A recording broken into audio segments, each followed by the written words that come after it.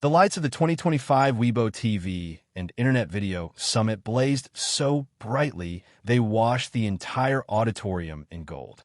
Celebrities moved like fluid shadows across the stage, sparkling under the cameras as fans screamed and reporters snapped photos in rapid bursts.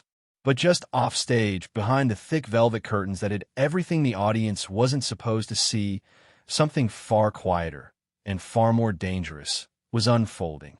Shunyu stood alone in the narrow corridor between the curtains and the backstage wall, her hands trembling slightly as she adjusted the mic clipped beneath her collar. Her heart was beating far faster than she wanted it to, and she kept her eyes down, avoiding the staff bustling around her. She had been preparing for this moment all day, not because of the award she was presenting, not because of the interviews waiting for her afterward, but because she knew who she would inevitably run into tonight. Dylan Wang. She had felt the tension tightening between them for months, a silent rupture, a growing distance heavy enough for even fans to notice. The two of them had gone from barely separated shadows to cold professionals in record time, each pretending nothing was wrong, each pretending the other didn't matter. But tonight, destiny didn't believe in distance. And that's why Xinyu stood behind the curtain now, exhaling slowly, gripping her hands together to stop the shaking. She wasn't afraid of him. She was afraid of herself. "You're up in 2 minutes," a staff member told her gently. She nodded, but her voice didn't come out. She simply inhaled again, forcing calm into her expression. She had to keep it together. She had to act like she was fine.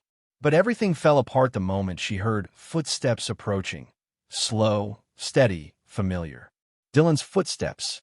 She didn't turn around. She didn't have to. She knew the sound instantly, the quiet confidence in each step, the deliberate pace that always announced his presence before he spoke. And then he was there, just behind her, just close enough for the air to shift, just close enough for her pulse to betray everything she'd been fighting to hide. "You." One word. Soft, low, measured. But it hit her like a memory she wasn't ready to relive. She closed her eyes briefly, then opened them again with practiced composure. "You should be on standby," she said, her voice even, steady. "You're presenting after me." "I know," he murmured. Silence stretched between them. Heavy, pressing, electric. He was standing just behind her, close enough for her to feel the heat of him, but not touching. Never touching. They weren't allowed to touch anymore. Not physically, not emotionally, not even accidentally. She took a small step forward, trying to put space between them, but Dylan moved too. Not aggressively, not intentionally, but instinctively, following her like a reflex he couldn't control. "You're avoiding me," he said softly. "Dylan, not now." Her throat tightened. "Please." "But it's the only time you ever let yourself stand still." Those words hit her differently.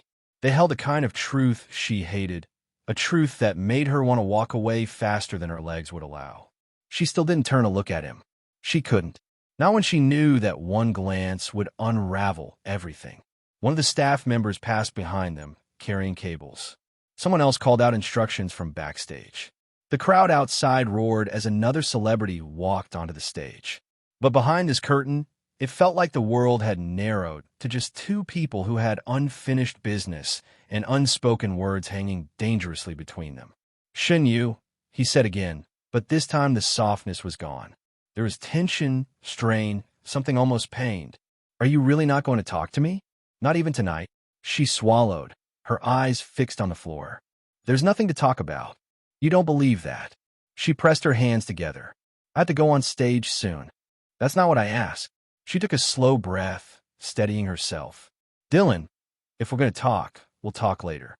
When there aren't cameras everywhere. When there aren't people listening." No, his voice was firm, surprising her. Later has become an excuse. Later never comes with you. Her heart squeezed painfully. He was right. Every time he tried to talk, she had postponed it. Every message she'd meant to reply to, she deleted. Every moment they could have discussed what went wrong, she avoided. She couldn't face him. Not when every look he gave her felt too close to something she wasn't ready to accept. Not when she feared the truth more than she feared the rumors. Suddenly, he moved, not toward her, just enough to stand beside her, both of them facing the curtain, the bright stage lights leaking through small openings in the fabric. They were inches apart now, and that was all it took for her composure to nearly fracture. Dylan folded his hands, exhaling slowly. You didn't even look at me tonight. You were surrounded by people. You always use people as a shield. She flinched. She didn't mean to, but she did. And Dylan caught it. His voice softened again. Just look at me. She shook her head. Dylan, don't do this. Look at me, he repeated. I can't. Why? His question wasn't harsh. It wasn't demanding. It was quiet, careful, and devastatingly honest. She finally turned. Slowly. Painfully. And when their eyes met, it felt like a storm breaking open. Dylan inhaled sharply. He wasn't expecting it.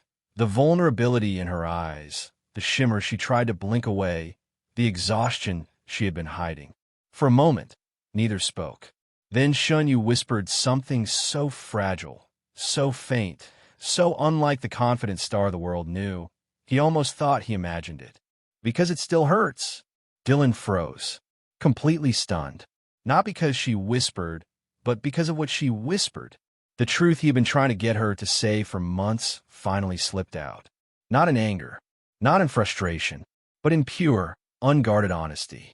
It still hurts, he repeated, voice low, eyes narrowing slightly. She nodded once, barely. Yes, it hurts to look at you. It hurts to stand near you. It hurts pretending that nothing happened. And I'm tired of hurting. His jaw tightened, not with anger, with emotion. Raw, unfiltered emotion he wasn't prepared for. He took a step closer, lowering his head to meet her eyes directly. I never wanted to hurt you. I know, she whispered. That's why it hurts even more. He closed his eyes briefly, struggling for composure. When he opened them, there was something different in his gaze, something regretful, something tender, something dangerously close to breaking. What exactly still hurts? He asked quietly, almost afraid of the answer. She looked down at her fingers, twisting nervously. Everything.